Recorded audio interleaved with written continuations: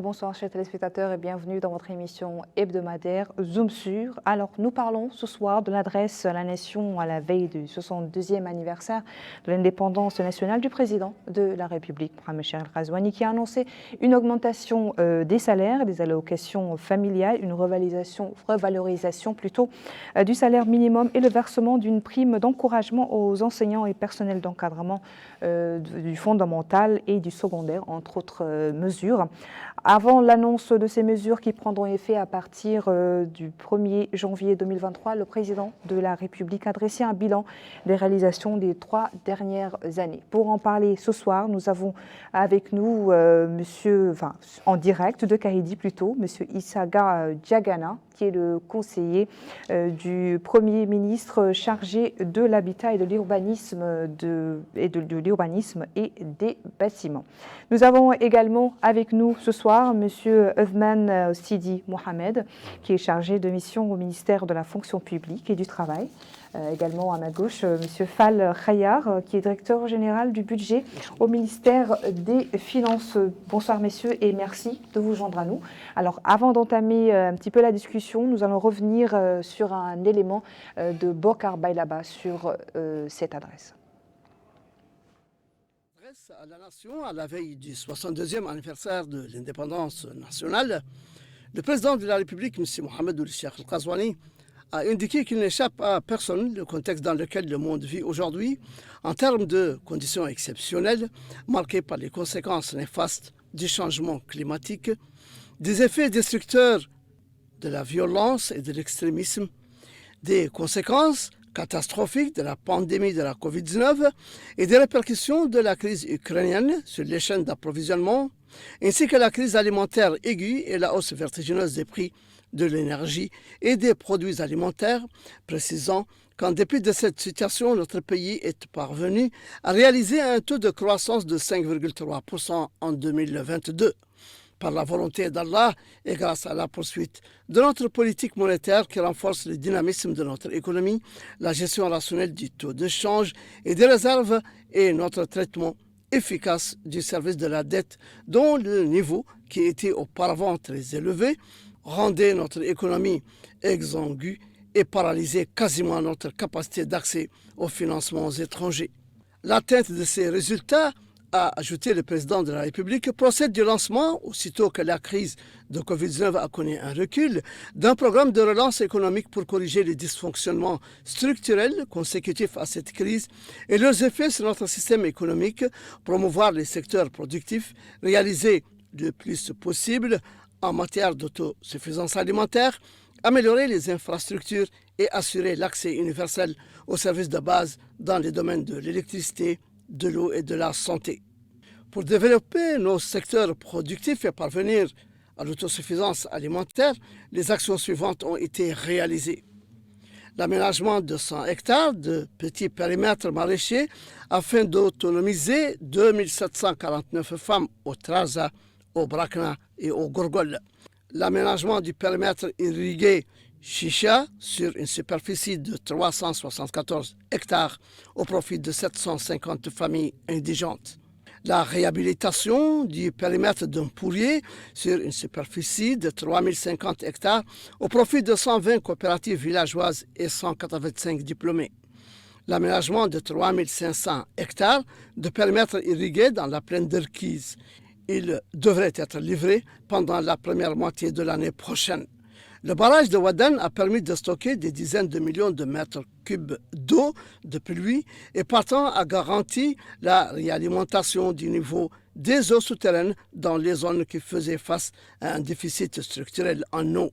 Le stockage de ces eaux a permis de créer 44 oasis récentes sur une superficie globale de 832 hectares. Dans le cadre de la gestion des eaux de surface et le développement de l'agriculture dans les zones pluviales, le président de la République a affirmé que 23 barrages ont été construits dans 6 wilayas, en plus de la construction de 800 diguettes terrestres dans plusieurs wilayas. Les travaux sont en cours pour la construction de 3 barrages dans les zones rurales. De même, un appui a été apporté aux agriculteurs à travers plusieurs interventions, y compris la distribution de semences de qualité, la protection des récoltes, la fourniture des engrais en temps opportun dans les zones irriguées du pays et qui ont rendu possible la couverture des besoins nationaux en légumes pendant plusieurs mois. Concernant le développement de notre richesse animale, une nouvelle vision a été lancée pour ce secteur et un département ministériel indépendant lui a été consacré dans le but de développer la richesse animale et exploiter les potentialités diverses et renouvelables qu'elle offre. Dans ce contexte, les actions suivantes ont été menées. Une forte augmentation du budget alloué à la santé vétérinaire, création d'un fonds de promotion du développement de la richesse animale pour une couverture financière de 8 milliards d'anciennes ouguiya, création de nombreux périmètres intégrés pour l'amélioration des espèces et la production laitière, aménagement de plans de développement pastoraux dans les wilayas du Brakna, du Trarza, du Gorgol et du Guilmaqa, création de la Société mauritanienne de produits d'origine animale et lancement d'un recensement de la richesse animale comme début de création d'un système informatique fiable. Dans le but de promouvoir notre richesse halieutique et renforcer sa durabilité et son exploitation optimale, les efforts se sont concentrés ces 3 dernières années sur la valorisation des quantités débarquées et leur valeur ajoutée augmentée en orientant les investissements vers les industries de transformation nécessaires pour parvenir à une transformation orientée vers la consommation humaine. Dans ce cadre, 2 usines de conservation de poissons et 37 usines de traitement de poissons ont été créées et le nombre d'usines de farine de poisson a été réduit. Aussi, la contribution du secteur à la création d'emplois a été renforcée. En effet, la mise en service du port de Tanit a créé 5200 opportunités d'emploi en 2022, soit une augmentation de 16% par rapport à 2021. Un appui a été apporté à la richesse scientifique et la surveillance maritime, ainsi que la pêche artisanale avec la construction de 143 bateaux de pêche artisanale, la création du Bureau national des ports de pêche pour garantir la gestion et la promotion de toutes les infrastructures portières. À cela s'ajoute la création de l'Agence mauritanienne des affaires maritimes dans le but de garantir l'accomplissement des missions confiées à l'administration maritime. Pour développer la pêche continentale et la pisciculture, les travaux sont en cours pour la construction des centres de pisciculture Anema, Kankossa et Mal et acquérir les équipements pour ces centres, en plus de la construction de bassins d'éclosion de poissons à Mahmouda et Voumrigleita, comme une expérience pilote qui sera généralisée sur le plan national. L'Agence de développement de la pêche et de la pisciculture dans les eaux continentales a été récemment créée et a été chargée de garantir le développement de tous les bassins d'eau à des fins de pêche continentale. Les démarches entreprises pour développer ces secteurs productifs ont été accompagnées par un grand effort de fourniture de services publics essentiels, inclus et de qualité. Dans ce contexte, des efforts ont été entrepris au niveau des infrastructures électriques pour renforcer et développer le système électrique national afin de généraliser l'accès aux services de l'électricité et accompagner les processus de développement dans le pays dans les meilleures conditions à travers la fourniture d'une énergie compétitive et de haute qualité. 259 villes et villages dans le pays ont effectivement bénéficié de ces efforts. À la fin du mois de décembre de l'année en cours, le projet des réseaux de moyenne tension sera créé sur la ligne Kayedi, Luxaiba, Bout-Selibabi, Baïdam, Djagili, Gouraï Makama, Kayedi. La zone de l'Aftot Sharqi, connue sous le nom Triangle de l'espoir, a été électrifié et le volet urgent du projet de renforcement des infrastructures électriques dans les villes intérieures a été exécuté. Projet qui vise le renforcement des installations électriques dans 50 villes à l'intérieur du pays en les dotant d'équipements de haute qualité et d'une capacité suffisante pour garantir la pérennité du service. De nouveaux réseaux de 3000 km seront lancés prochainement dans les wilayas du Trarza, du Brakna, du Gorgol et du Guizimaka, en plus de la construction de centrales hybrides et de lignes de moyenne tension. Le projet d'électrification des zones à potentiel agro-pastoraux dans les régions des deux Audes et de la Saba démarrera à travers la construction de centrales hybrides et des réseaux de distribution isolés au profit des villages dont la population compte 500 personnes. Le président de la République a souligné que cet effort au niveau de l'énergie électrique a été accompagné par un effort similaire sur le plan des mines et des hydrocarbures. Ainsi, la SNIM a pu porter sa production à 13 millions de tonnes et il sera procédé prochainement à la pose de la première pierre de la mine de Vderik qui ajoutera 2 millions de tonnes par an. La production du gaz du champ Grand Toti à Hammeim débutera effectivement à la fin de l'année prochaine. Nous avons, a-t-il dit, aussi déployé des efforts considérables pour garantir une gestion globale et intégrée des ressources hydrauliques. Au cours des 3 dernières années, 663 villages ont été approvisionnés en eau potable et 5000 mètres cubes par jour ont été fournis à Bogué en montant une centrale de traitement de l'eau. Les réseaux d'eau ont été renforcés à Attar, Kayedi, Tidjija et Tichit. En outre, la production d'eau potable à Nouakchott a été augmentée avec 20 000 mètres cubes par jour à partir de la nappe d'Idini, avec un coût de 9 milliards d'anciennes ouguiya, en plus de la réalisation de 193 puits tubulaires et 70 réseaux hydrauliques. Les travaux sont en cours pour réaliser 25 bassins hydrauliques. À cela s'ajoutent les travaux en cours pour multiplier par 3 la production dans la station de pompage à Voum-Liglite en le portant de 5 000 à 15 000 mètres cubes par jour avec la connexion de 57 nouveaux villages.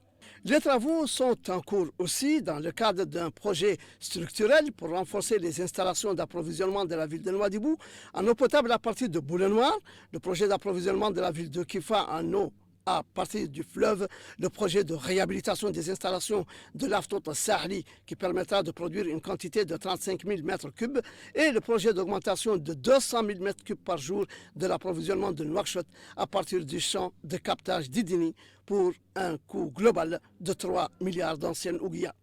Parallèlement à cela, l'État s'est employé ces 3 dernières années à améliorer notre système de santé pour qu'il soit à même de faire face aux pandémies et aux crises sanitaires aiguës et d'assurer une couverture sanitaire globale et de qualité. Dans ce cadre, seront très prochainement parachevés les travaux d'équipement de 2 hôpitaux régionaux avec une capacité de 150 lits à Attar et Sélibabi, au moment où les procédures de passation de marché sont en cours pour la construction d'hôpitaux régionaux à Ayoun, Aleg et Tidjija, en plus de dizaines de centres et points de santé en différentes zones du pays. S'agissant de l'assurance maladie, les prestations de la Caisse Solidarité Santé destinées au secteur informel débuteront bientôt et, à ce titre, l'État prendra en charge la plus grande part de la contribution de ses adhérents. Cette caisse assurera un ensemble de prestations.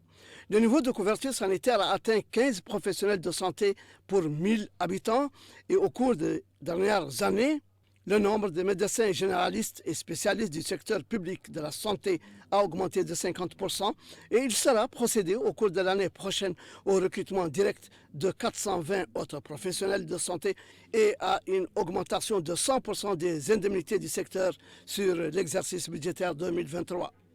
De plus, pour réguler l'approvisionnement, le stockage et la distribution des médicaments, les efforts considérables consentis ont été couronnés par la mise en place du système Mouyassar qui assure la disponibilisation des médicaments essentiels dans les pharmacies des dispensaires et unités sanitaires de base sur l'ensemble du territoire national. Et parce que le développement des secteurs productifs et l'accès aux services de base avaient grandement besoin des infrastructures routières de soutien, nous avons mis l'accent sur la modernisation de nos infrastructures routières. À cet effet, la construction de 970 km de voiries urbaines bitumées à Nouakchott a été parachevée, ainsi que la construction des axes routiers reliant nos villes de l'intérieur, tels les tronçons de Nouakchott, Rossoz, Ravieh, Tamchikot, Kifa, Boumdeid, Basknou et Vassal.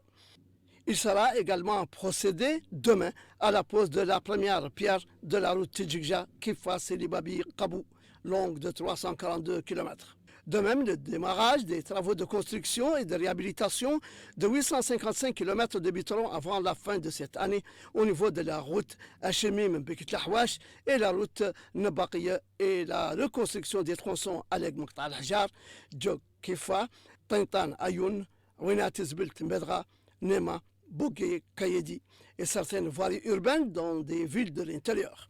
De même que débuteront au début de l'année prochaine les travaux de construction de la route Attar-Shingiti et de la réhabilitation de l'aéroport de Nouadhibou au moment où 5 milliards d'anciennes ouguiya seront alloués au fonds d'entretien routier. Les travaux se poursuivent également pour la construction des échangeurs autoroutiers Bamako, El Hayy Sakin et Madrid, ainsi que 6 autres échangeurs autoroutiers. Le président de la République a terminé son discours à la veille du 62e anniversaire de l'indépendance nationale en annonçant une augmentation des salaires pour l'ensemble des fonctionnaires et agents contractuels de l'État, civils et militaires, pour compter du 1er janvier 2023 de 20 000 ouguiya. Le paiement d'une prime d'encouragement supplémentaire aux enseignants, professeurs et personnels d'encadrement travaillant dans les écoles fondamentales, les établissements secondaires, tout au long de l'année scolaire d'un montant de 10 000 ouguiya. L'augmentation des salaires minimum de 50%.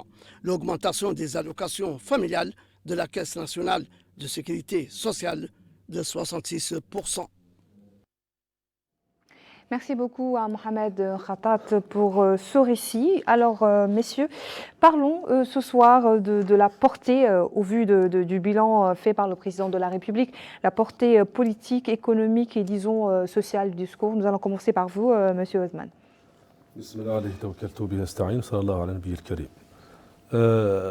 Ce sont des travaux réalisés par le président, son Excellence Mohamed Cheikh Al-Qazouani, son gouvernement présidé par le Premier ministre son Excellence Mohamed Ould-Bilal. Ce sont des travaux réalisés, travaux colossaux, qui ont été réalisés malgré la conjoncture internationale marquée par le Covid-19, par la crise de la guerre de l'Ukraine. Mais je vais parler à propos des augmentations de salaire. Si on prend l'augmentation seulement de 20 000, si vous voulez bien, M. Othman, nous allons revenir tout à l'heure en plus en détail sur l'augmentation des salaires. Voilà. Nous allons faire un tour de table rapidement pour parler un petit peu de la portée de ce discours, tant voilà. Dans votre secteur que les autres secteurs aussi du gouvernement. Voilà. Au niveau du ministère de la fonction publique, on a réalisé beaucoup de choses.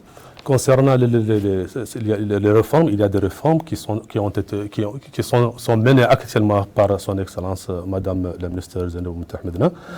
Ces réformes sont autour de la formation de fonctionnaires, que ce soit au niveau de réformes des établissements de formation. On est en train de réviser les textes réglementaires concernant ce secteur-là, que ce soit au niveau de la formation continue de fonctionnaire de l'État. Au niveau du travail aussi, on est en train de validation d'une loi concernant la révision des cadres juridiques de négociation sociale. On est en train encore de réviser les cadres juridiques pour les rigueurs de fonctionnaires dans l'application des textes. Beaucoup des ateliers dans ce domaine-là. On est en train malgré les conjonctures que je viens d'évoquer, le reste de mandat, c'est-à-dire dans 2 ans, on est en train d'accélérer les réformes et les réalisations dans ces deux ans, Inch'Allah.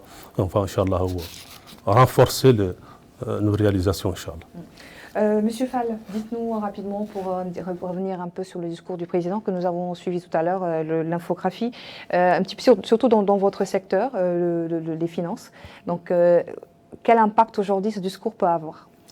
Merci madame. Donc, bismillahir-rahmanir-rahim wa salatu wassalam ala nabiyil karim. Je voudrais d'abord vous remercier à travers vous la télévision de Mauritanie pour nous avoir donné l'occasion d'échanger sur cet important discours qui a été prononcé par son Excellence, Monsieur le Président de la République, à l'occasion du 62e anniversaire de notre indépendance. Je pense que c'est un discours qui a salué, qui a quand même dressé le bilan d'importantes réalisations qui ont été faites par le gouvernement sous les orientations de son Excellence, Monsieur le Président de la République. Juste avant d'aborder les aspects concernant les finances, je voudrais dire d'abord qu'il y a des points importants quand même qui méritent d'être soulignés à mon avis. La première chose, c'est la préservation de l'intégrité territoriale et de la sécurité des citoyens et de leurs biens. qui est à mon avis extrêmement important dans un contexte sous-régional que nous connaissons, qui est caractérisé par une certaine instabilité. Il y a également l'apaisement du climat politique, parce que sans apaisement du climat politique, je veux dire, toutes ces réalisations n'auraient pu peut-être se réaliser. Il y a également la garantie de liberté publique et individuelle. Aujourd'hui, tous les citoyens vaquent à leurs occupations, chacun peut, tous les groupes peuvent former des associations, former des partis politiques sans aucune entrave. Donc ça aussi, c'est à saluer. Il y a également la consolidation de l'état de droit. Je pense, à mon avis, ça, c'est les socles, en fait, qui permettent de soutenir un peu toutes ces réalisations. Parce que sans ces éléments, à mon avis, ces prérequis qu'on peut appeler, rien ne saurait, ou en tout cas, ce sera extrêmement difficile de parvenir à ces réalisations. Donc vraiment, c'est un bilan que nous saluons et nous félicitons son Excellence et son gouvernement pour toutes ces réalisations qui ont été faites, malgré un contexte, comme l'a rappelé mon collègue, un contexte difficile caractérisé par la pandémie du Covid, mais également par la crise ukrainienne. Pour revenir donc à votre question par rapport au secteur financier, je pense que ce discours a un impact important. Parce que vous savez, le ministère des Finances, c'est un peu le bailleur de fonds des autres ministères. Donc, si toutes ces réalisations ont été faites, c'est grâce donc, quelque part, à un travail énorme qui a été fait par le service du ministère des Finances, notamment le service de la douane, des impôts, à travers la mobilisation des recettes fiscales qui ont permis un peu de financer donc, toutes ces réalisations et qui ont donc été à saluer. Il y a également l'impact qu'il va avoir certainement dans le débat qu'on aura sur l'augmentation de salaire, parce que cette augmentation de salaire sera supportée par le budget et c'est une décision extrêmement importante qui va un peu soulager donc les citoyens. C'est un peu pour vous dire vraiment qu'au niveau des finances également, il y a d'importantes réformes qui ont été entreprises au cours de la période 2019-2020 et qui ont permis de mobiliser les ressources nécessaires permettant de financer donc les engagements qui sont contenus dans le programme Tahoudati de son Excellence, Monsieur le Président de la République. Merci, M. Fall. Monsieur Diagana, nous allons tenter de joindre M. Issaga Diagana de Kahidi. Bonsoir, M. Diagana. Bonsoir, madame. Alors, dites-nous, vu le bilan dressé par le président de la République, quels sont les points que vous retenez aujourd'hui, votre département retient aujourd'hui du discours du président de la République? Merci, madame. La qualité de la liaison n'est pas très bonne. Je devine certains propos de vos invités et je vous remercie pour l'invitation. Et sur le discours important qu'a prononcé son Excellence Monsieur le Président de la République, Monsieur Falkhayar vient de souligner certains points extrêmement importants concernant la constitution d'un État de droit, mais également la consolidation de l'unité nationale et de la cohésion sociale qui sont les socles d'un développement économique et social. Alors, certains points, aspects font ressortir l'ensemble des décisions qui ont été prises et des programmes qui ont été engagés pour réduire la fracture sociale et limiter la marginalisation des populations démunies et les intégrer dans une économie nationale de plus en plus prospère depuis quelques années. Alors, à ce titre, énormément de programmes ont été engagés, notamment en direction des jeunes diplômés, des femmes, mais aussi des personnes handicapées, pour les insérer dans la vie quotidienne de nos villes et de nos campagnes. Alors, particulièrement par rapport au domaine de l'urbanisme, de l'habitat et des bâtiments. Nous avons aujourd'hui assisté à la pose d'un important programme d'habitat social qui va couvrir l'ensemble des pays, l'ensemble du pays et les capitales régionales pour justement secourir les populations sur ce volet important de l'insertion urbaine. Je rappelle simplement que notre pays a connu ces dernières décennies une urbanisation très rapide qui a mis l'accent sur des faiblesses de nos structures urbaines, de nos villes. Et c'est tout cela que nous tentons de corriger depuis 3 ans avec des résultats extrêmement probants sur le plan de la législation, sur le plan des lois et sur le plan des règles et de la maîtrise foncière qui sont les aspects les plus visibles de nos villes. C'est un peu désagréable parce que j'ai un retour. Je ne sais pas si vous me recevez convenablement. Oui, on vous entend, Monsieur Diagana. Donc, cet effort qui est fait depuis quelques années tente de couvrir l'ensemble de nos capitales régionales et des grandes localités du pays, de documents de référence qui vont améliorer progressivement leur planification, la programmation des équipements, des infrastructures. Et je crois que tous les programmes qui étaient en cours au cours des 3 dernières années vont dans ce sens, qu'il s'agisse de la modernisation des villes, de la restructuration des quartiers précaires et aujourd'hui du lancement de l'important programme de construction de logements sociaux, 10 000 logements sur les 5 années, avec une première phase de 1932 logements dont nous avons assisté aujourd'hui au lancement dans la ville de Kaïdi. Justement, Monsieur Diagana, comment les populations au niveau de Kaïdi ont accueilli justement ce projet, le lancement du projet de logements sociaux? Je crois que c'est l'enthousiasme par rapport à l'orientation et l'entrée qui a été choisie. Parce qu'il n'échappe à personne de nos auditeurs que le logement est une donnée essentielle dans la lutte contre la pauvreté. Au même titre que le paiement de ce qu'il faut, des aliments et des frais de transport et de soins,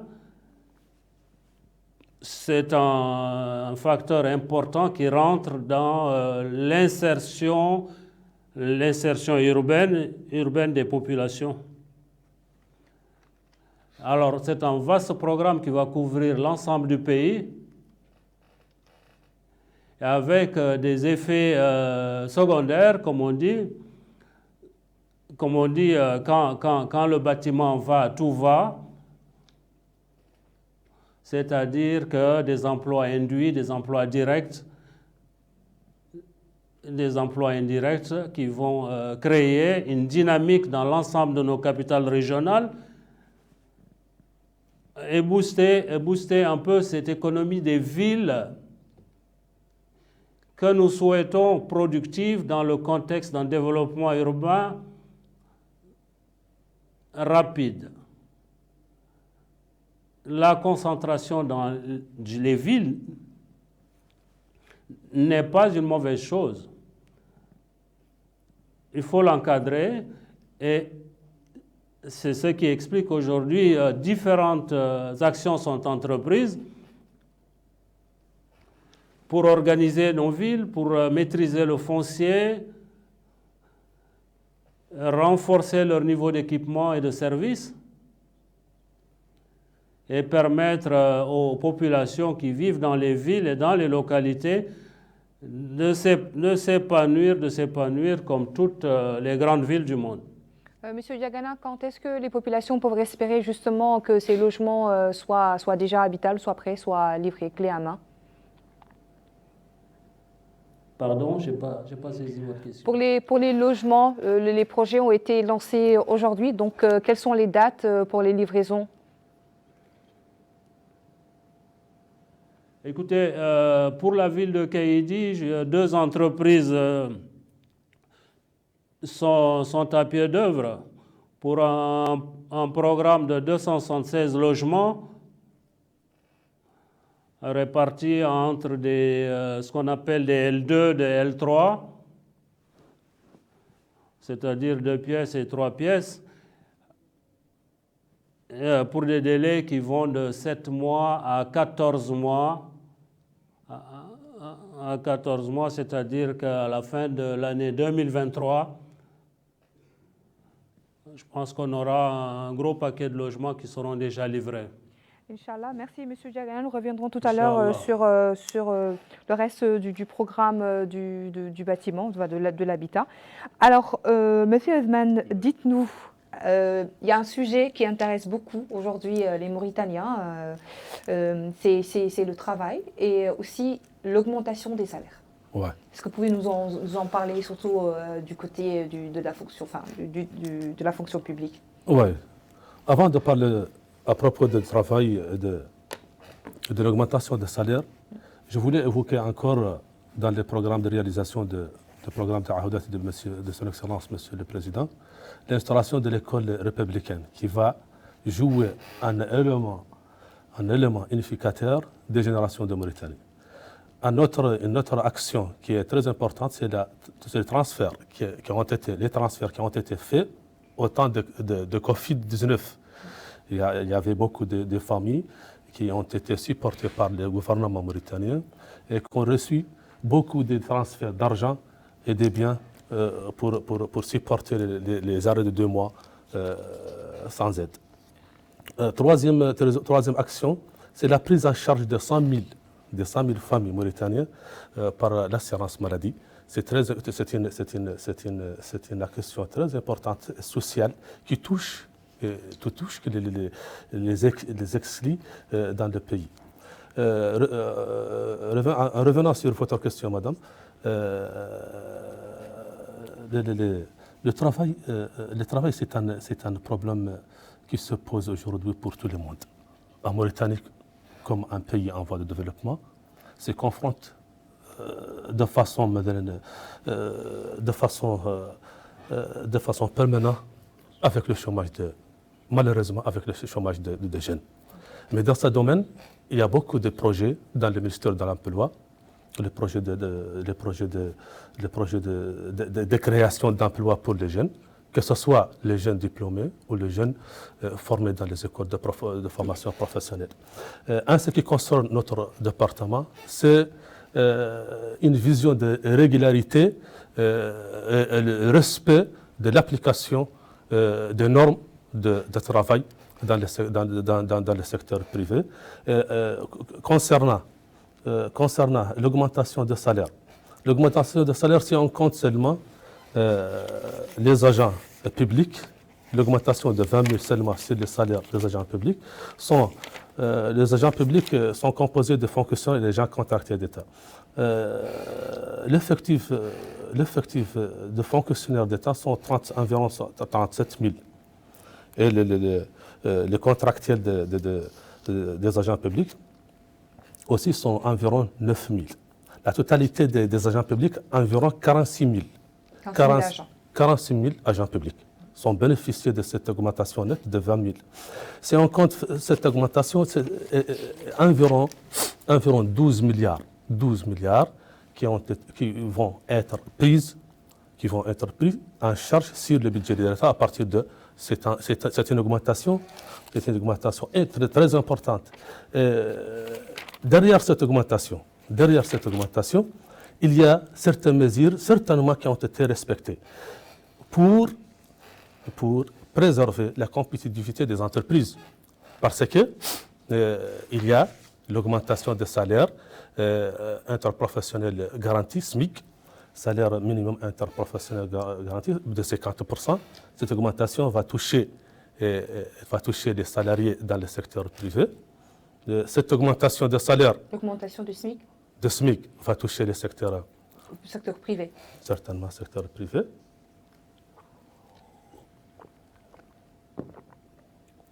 Cette augmentation sera considérée comme des coûts pour les entreprises. Et ça va répercuter sur la compétitivité des produits des entreprises nationales au niveau international. Parce que les prix de nos entreprises, peut-être, vont être augmentés parce que cette augmentation-là. Mais certainement, deux mesures ont été prises pour remédier cette augmentation-là. C'est-à-dire que ce n'est pas facile d'augmenter les salaires de cette façon. Donc si je comprends bien, l'augmentation des salaires, ça se répercute quand même sur les entreprises. Non, comme d'habitude, il se répercute, mais le décideur doit prendre les mesures appropriées avant l'augmentation. C'est-à-dire que derrière cette augmentation là-bas, il y a des mesures qui ont été prises, il y a des travaux et des études qui ont été réalisées pour permettre la réalisation de cette augmentation. Ce n'est pas facile de prendre cette augmentation-là. La balance de commerciale va être peut-être encore touchée. Le taux d'échange et l'inflation, c'est-à-dire encore la conjoncture internationale doit être prise en compte au moment de prise de ce décision-là. C'est-à-dire que tous ces éléments qui ont été pris en compte, tous ces éléments-là, par les décideurs pour arriver à cette augmentation. C'est-à-dire qu'il y a des efforts qui ont été réalisés par le gouvernement et par le président pour réaliser cette augmentation-là. Et de ce point-là, je félicite les efforts de son Excellence Mohamed Cheikh Al-Qazouani et son gouvernement, présidé par le Premier ministre, de cette augmentation-là, orientée vers les fonctionnaires d'État qui sont le moteur pour la prospérité et le développement économique et le bien-être pour les citoyens mauritaniens. Alors, merci. Alors, dites-nous, Monsieur Fall, c'est vous l'expert, tout ce qui est finance. L'incidence sur le budget de l'État, tout à l'heure nous en parlions, c'est des normes et c'est beaucoup de mesures à prendre avant justement cette augmentation. Comment cela se passe ? Merci, madame. Permettez-moi également juste de revenir pour 30 secondes sur votre première question. C'est juste en fait pour aussi signaler qu'au niveau du ministère des Finances, les orientations que nous avons toujours reçues en matière d'allocation de crédits budgétaires, c'est de donner la priorité aux secteurs sociaux, notamment les programmes sociaux qui ont été mis en œuvre dans le cadre du programme de son Excellence Président de la République, mais également à chaque fois qu'on a la possibilité de dégager une marge budgétaire, d'accorder la priorité à l'amélioration des conditions de vie des salariés, mais aussi à renforcer le pouvoir d'achat des citoyens. C'est pour cela, c'est ce qui explique un peu tous les programmes sociaux qui ont été mis en place, mais également les programmes d'emploi, toute l'assistance qui a été apportée en matière de santé, en matière d'éducation rentre dans ce cadre-là. C'est pour vous dire que les orientations des hautes autorités ont été claires par rapport à cette question. C'est qu'à chaque fois que des marges budgétaires sont possibles, la priorité sera accordée aux secteurs sociaux et aux programmes sociaux qui sont en cours et qui ont un impact considérable sur le niveau de vie des citoyens. Par rapport maintenant à votre question de l'impact, je pense en tout cas que cette augmentation, comme je l'ai dit tantôt, est à saluer. C'est l'augmentation d'abord de 20 000 guillemets généralisée à tous les fonctionnaires et agents contractuels civils et militaires de l'État, mais également l'augmentation de 50% des SMIC, mais également une prime d'encouragement qui est allouée à tous les enseignants. Donc, si je comprends bien, automatiquement, à partir du 1er janvier 2023, 2000 MRU, c'est-à-dire 20 000 anciennes monnaies, sera augmenté surtout sur le salaire des salariés. Oui, en fait, la population couverte, l'effectif est environ de 97 000, plus de 97 000, si on compte les fonctionnaires, les contractuels et les corps, c'est-à-dire les militaires, les policiers, c'est après un effectif de plus de 87 000 personnes qui sont concernées par cette augmentation de 20 000 ouguiya et anciennes monnaies. S'y ajoute donc les 10 000 ouguiya anciennes monnaies qui sont allouées aux enseignants exerçant dans le fondamental et le secondaire, mais seulement payables sur 9 mois. Les 10 000 ouguiya. les 10 000 c'est payable sur l'année scolaire. L'année scolaire, c'est 9 mois.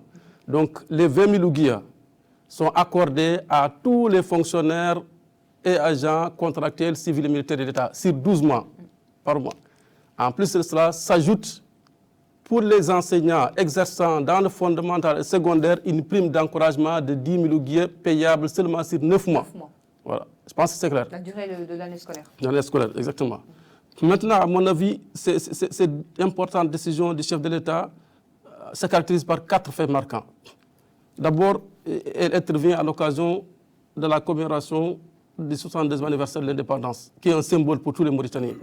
Donc c'est un signal fort, au-delà même du cadeau peut-être que le président va octroyer à son peuple, c'est un signal fort pour un peu que les gens passent à l'autonomisation, à l'indépendance des salariés de l'État. Le deuxième fait marquant, à mon avis, c'est que cette décision s'inscrit dans le cadre de la concrétisation des engagements de son Excellence, qui est matérialisé par le programme Tahoudati, pour lequel l'amélioration des conditions de vie des salariés, mais des citoyens de manière générale, constitue une priorité. Le troisième fait qui est extrêmement important, c'est qu'il constitue la plus forte augmentation jamais accordée depuis l'indépendance.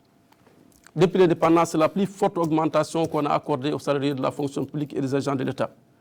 Comme je l'ai dit tantôt, cette augmentation touche plus de 87 000 agents de l'État.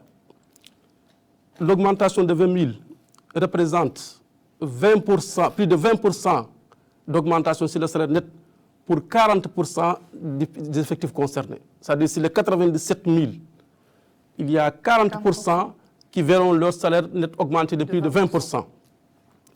Et représente entre 10 et 20% pour 45% de ces effectifs. Donc c'est une décision extrêmement importante. Et le troisième fait marquant, c'est que cette décision intervient dans un contexte marqué par la sortie du Covid, par des conflits géopolitiques, notamment le conflit ukrainien, qui ont quelque part perturbé les chaînes d'approvisionnement et par conséquent affecté les prix. Et la conséquence, c'est quoi? C'est l'inflation que nous vivons tous. Et donc, cette mesure vient accompagner un peu, soulager un peu les populations par rapport à cette flambée de prix que nous connaissons. Donc, vraiment, comme je le dis, ce sont ces faits, en tout cas, marquants qui caractérisent ces augmentations. À cela s'ajoute, par rapport à l'éducation, toujours dans le discours de son Excellence, Monsieur le Président de la République, l'allocation, comme je l'ai dit, de 10 000 ouguiya comme à titre de prime d'encouragement pour les enseignants, pour accompagner un peu la mise en place de l'école républicaine dont le chantier a été lancé. Et vraiment pour encourager nos frères enseignants à doubler d'efforts, mais également à accorder plus de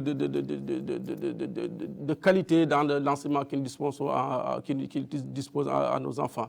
Il y a également une autre mesure extrêmement importante, c'est la création d'un fonds qu'on appelle le Fonds pour la reconstruction, la réhabilitation et l'équipement des infrastructures scolaires, qui sera doté dès cette année d'une enveloppe de 20 milliards d'ouguiya et qui est destiné uniquement, comme je le dis, à la construction, à la mise à niveau des équipements et des bâtiments scolaires pour un peu accueillir le surplus d'enfants qui va fréquenter les écoles. Donc voilà, vraiment, c'est des mesures extrêmement importantes qui ont été prises. Et par rapport à l'impact budgétaire, cette mesure d'augmentation de 20 000 ouguiya par agent, plus les 10 000 qui sont accordés aux enseignants, vont coûter 26 milliards d'ouguiya, ancienne monnaie, au budget de l'État par année.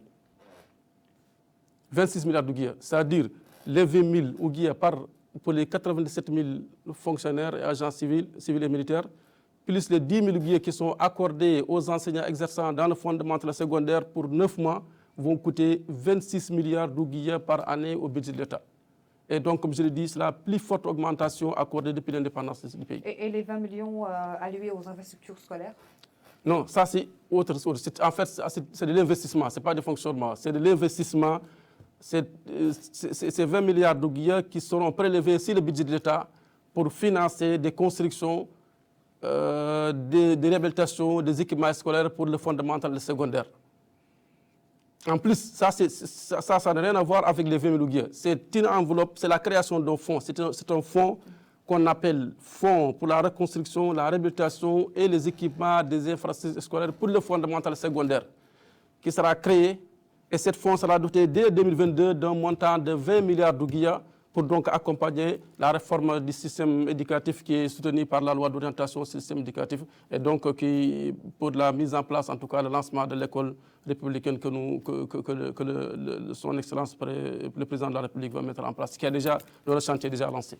Donc cette augmentation a une notation économique, mais sociale aussi. Surtout sociale, parce que comme je l'ai dit tantôt, surtout au niveau des derniers points, nous sommes sortis d'une situation caractérisée par la pandémie du Covid-2019, mais également les conflits géopolitiques, notamment en Ukraine, qui persistent et qui ont certainement l'impact en termes d'inflation va perdurer. Et donc le président a anticipé un peu pour prendre les mesures nécessaires pour un peu soulager les populations, mais également surtout les salariés. Pour parler un petit peu de justement ces fonds alloués aux bâtiments, à l'infrastructure, Monsieur Diagana, vous nous entendez? Madame, je vous reçois très très mal. Je devine à peu près vos propos. Je crois que vous parlez des ressources qui sont allouées à la construction. Oui, justement, nous allons parler des 20 millions comme tout à l'heure, des 20 milliards, des 20 milliards émerauds, donc 20 millions émerus. Donc, non, 2 milliards émerus. 2 milliards émerus. D'accord, on a toujours un petit problème avec les émerauds et les émerus. Alors, c'est ce fonds alloué aux bâtiments, à l'infrastructure scolaire. Parlez-nous-en un petit peu.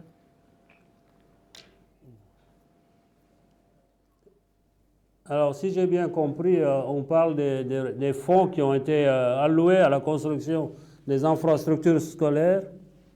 Tout à fait. Alors, je vais les mettre en relation au discours de l'important volet qui a été consacré à la construction d'un État fort au service du citoyen, qu'il s'agisse de ses relations avec l'administration, mais également des services qu'un État se doit de fournir à ses citoyens. Et dans ce domaine, effectivement, bon, comme l'a rappelé tout à l'heure M. Khayar et Hetman sur l'école républicaine, qui doit être le creuset de tous nos enfants pour acquérir une citoyenneté, une formation de base qui leur permette d'évoluer vers une pleine citoyenneté et de rendre service à leur pays. D'importants efforts sont consentis ces dernières années pour augmenter la qualité et l'efficacité de l'administration. Donc cela passe naturellement par le renouvellement du parc de bâtiments administratifs, pour répondre à l'exigence d'accueil et de fourniture de services de qualité. Alors, dans le discours du chef de l'État, un autre axe est apparu, c'est celui qui concerne le renforcement d'une économie résiliente tournée vers l'émergence.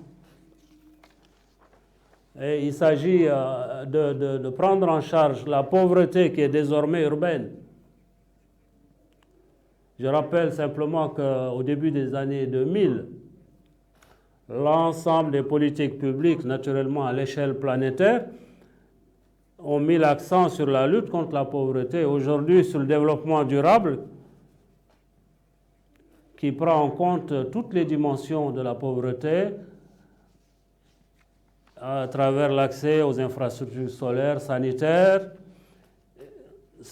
d'assainissement et aujourd'hui de technologies du numérique par rapport à une population jeune de plus en plus mieux formée et qui a accès à ces nouvelles technologies qui sont l'essence même de nos villes aujourd'hui. Nos villes ne sont plus des villes rurales, ne sont plus, c'est-à-dire que les activités sont plus des activités de service, de tertiaire supérieur, pour lesquels des bâtiments intelligents, une architecture moderne qui s'insère dans un paysage et qui prend en compte toutes les préoccupations environnementales aujourd'hui. Alors, ce que je voudrais ajouter, c'est qu'à l'échelle du pays, nous avons engagé depuis quelques années déjà un important programme de modernisation des bâtiments administratifs, qu'il s'agisse des résidences ou des bureaux. Et je pense qu'à Nouakchott particulièrement, on voit la transformation qui se fait sous nos yeux. Des bâtiments nouveaux, des bâtiments extrêmement performants qui permettent de sortir progressivement l'administration des maisons d'habitation, des logements qui étaient loués, qui étaient transformés et qui n'offraient pas toutes les possibilités de travail et de services à rendre aux citoyens. Alors, sur notre volet, celui des réformes, naturellement,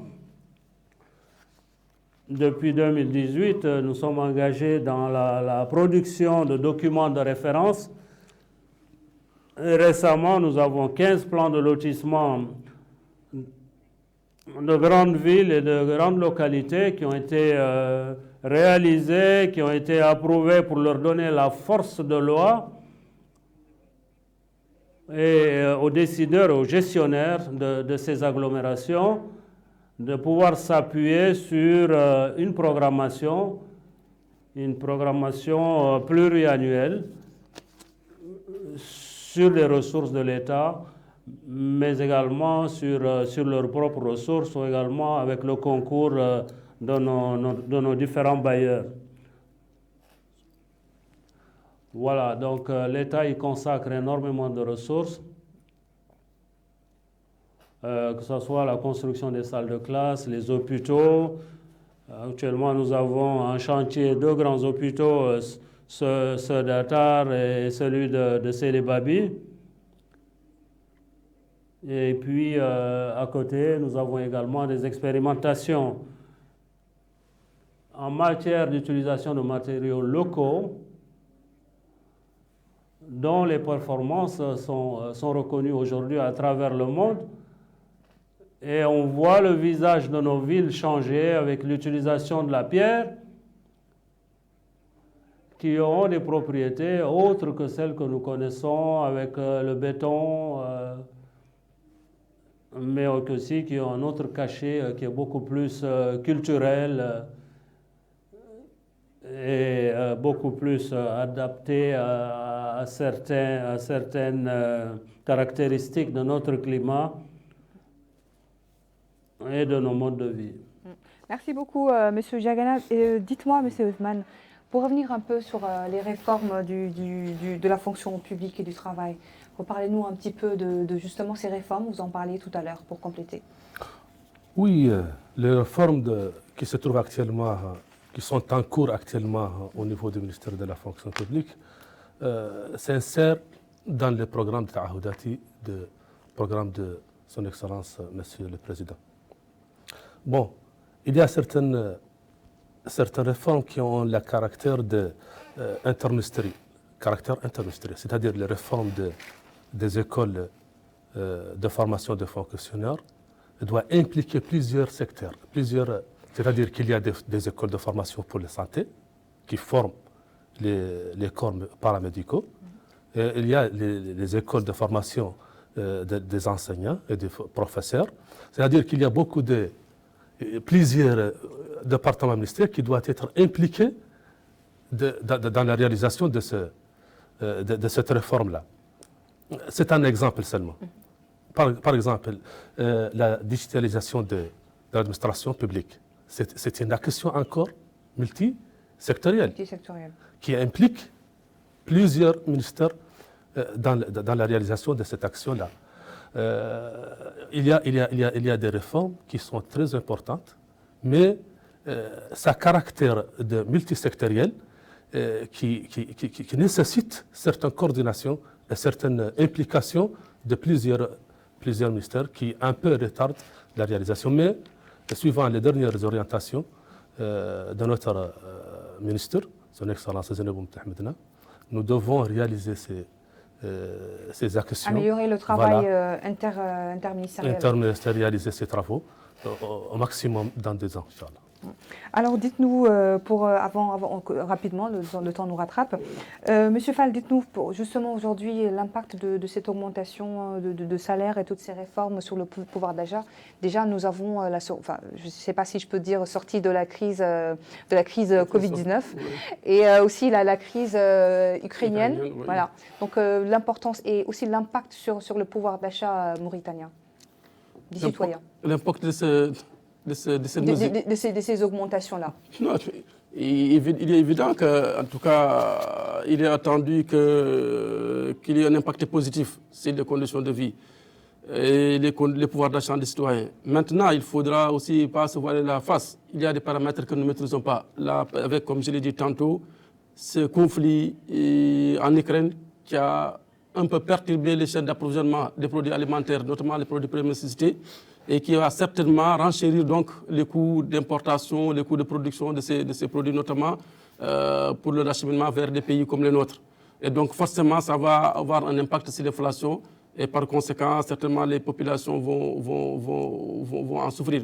Mais il n'y a aucun doute que, en tout cas, les pouvoirs publics, comme d'habitude, sauront prendre les mesures nécessaires pour atténuer en tout cas l'impact de cette inflation qui sera en grande partie une inflation importée, pour en tout cas atténuer l'impact et minimiser les effets qu'ils auront sur le pouvoir d'achat, pour que cette hausse des prix, cette hausse des salaires ne soit pas, comme on dit, une mesure vaine en fait. C'est vraiment l'objectif qui est visé, c'est de soulager les salariés, de soulager les citoyens. Et je pense qu'en tout cas, les pouvoirs publics seront le moment venu prendre les mesures qui s'imposent pour pouvoir, pour que cet impact qui est attendu puisse être réellement perçu par les citoyens. Alors un dernier mot, Monsieur Fall? Oui, je peux que vous remercier encore une fois la TVM pour nous avoir donné l'occasion en tout cas d'échanger, en tout cas de parler de ces importantes mesures qui ont été prises par son Excellence, Monsieur le Président de la République, mais également de la teneur de son discours qui a dressé un peu le bilan des réalisations importantes qui ont été faites au cours de ces 3 années et que nous apprécions, que nous saluons beaucoup. Maintenant, c'est des acquis importants qu'il va falloir consolider et renforcer davantage pour que l'objectif qui est visé, à savoir, in fine, l'amélioration des conditions de vie de tous les citoyens, pour que chaque Mauritanien, là où il se trouve, se sente chez lui, se sente à l'aise, puisse en tout cas subvenir à ses besoins, puisse être atteint. Et je vous remercie encore une fois. Merci beaucoup, Monsieur Fall. Alors, Monsieur Othman, pour clore, qu'est-ce que vous voulez rajouter face à justement pour rajouter? Oui. Oui, je voulais signaler que cette augmentation est venue pour atténuer la charité de vie de fonctionnaires et des employés. L'augmentation a encore renforcé le pouvoir d'achat des fonctionnaires, qui est très approprié à ce temps-là. L'augmentation va encore me lier.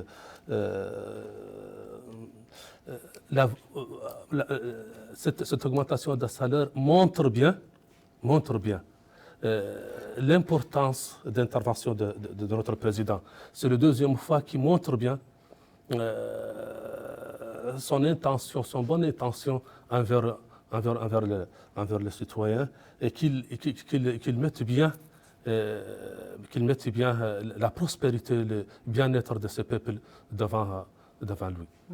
Merci. Madame, vous permettez 5 secondes. C'est juste pour rappeler en fait que cette augmentation aussi des salaires n'était pas la première que son Excellence a accordée depuis son accession. Notamment pour le secteur de l'éducation et de la santé, d'importantes mesures également ont été prises pour notamment concernant la prime de crédit, son élargissement, son augmentation, la prime d'éloignement, les indemnités qui ont été accordées à des inspecteurs. La santé, il y a également le doublement des salaires des personnels de la santé, l'élargissement de la prime de risque pour la santé. Il y a également l'augmentation des salaires pour les enseignants, pour les professeurs d'enseignement supérieur, qui est chez ces 3 ans, qui va coûter 1 milliard de pour l'État. C'est pour vous dire donc que ça vient fait en accompagnement d'autres mesures qui ont été prises et qui sont très importantes pour mon avis. Merci. Monsieur Diagana, je ne sais pas si vous nous entendez. D'abord, nous nous excusons de la qualité de la liaison et si vous avez un dernier mot avant de fermer ce débat. Ah, ils sont... Merci, madame. Je voudrais simplement rappeler que la place qu'occupent aujourd'hui les villes dans les politiques publiques et particulièrement celle de notre pays sous la conduite du chef de l'État Mohamed Ould-Cheikh Al-Ghazouani. Le monde est désormais urbain. Et depuis 2007, plus de la moitié de la population vit en ville. Il y a quelques semaines, nous sommes 8 milliards sur la planète. Et notre pays n'est pas en reste, puisque 55% des Mauritaniens vivent dans les villes. Et nous devons accepter que les villes sont aujourd'hui les moteurs de notre économie. Et dans le discours du chef de l'État, la construction d'un État fort et d'une économie résiliente doit reposer également sur la construction, l'organisation des villes et l'utilisation rationnelle des ressources publiques qui doivent être consacrées à l'amélioration du cadre de vie des populations. Et c'est ce qui est fait depuis toutes ces années. Je voudrais juste avant de finir que nous avons une spécificité dans le monde. C'est notre programme de regroupement de localités pour rationaliser l'utilisation des ressources, accélérer l'accès des populations à l'ensemble des services de base, mais intégrer l'ensemble des territoires du pays pour qu'on arrive à un aménagement harmonieux et cohérent du territoire. Et c'est cela qui va renforcer la cohésion des populations et également faire en sorte que chaque Mauritanien se sente pleinement responsable du devenir d'abord de son environnement immédiat, mais de l'ensemble du devenir de notre territoire. Merci beaucoup, Monsieur Issaga Diagana. Je vous rappelle que vous êtes le conseiller du Premier ministre chargé de l'habitat, de l'urbanisme et des bâtiments. Merci d'avoir participé à ce débat. Merci également à vous, Monsieur Fall Khayar, directeur général du budget au ministère des Finances. Merci de nous avoir accompagnés, Monsieur Othman Sidi Mohamed, chargé de mission au ministère de la fonction publique et du travail. Merci beaucoup à vous, chers téléspectateurs, de nous avoir suivis. Merci à toute l'équipe technique qui nous ont accompagnés tout au long de cette émission et aussi l'équipe rédactionnelle, sans oublier bien entendu le directeur du programme. Très bonne suite de programme sur El Mauritania.